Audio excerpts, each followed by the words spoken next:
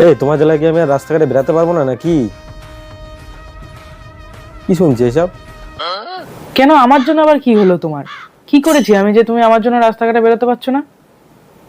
রাস্তায় বেরালে শুধু যেখানে যাচ্ছে সেখানে শুধু লোকে জিজ্ঞাসা করছে তোর বোর্ড ঢুকেছে, তোর বোর্ড ঢুকেছে। কি ঢুকেছে গো তোমার, যেটা লোকে জানে আমি জানি না?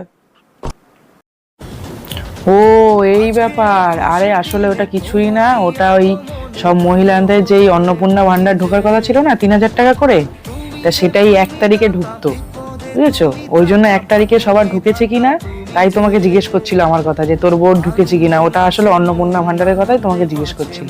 কিন্তু আমার তো 3,000 টাকা ঢোকেনি, সবার ঢুকেছে। সবাই আমাকেও জিজ্ঞেস করছে তোমার কি ঢুকেছে, কিন্তু আমার তো ঢোকেইনি। ও, তোমার ঢোকেনি? So sad.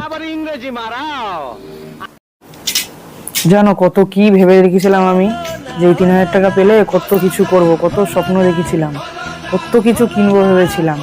এমনকি সোনার দোকানে কথাও বলে এসেছিলাম যে 3,000 টাকা পেলে মাসে মাসে আমি দিয়ে দেবো। কিছুই হলো না, সব আশা জলে।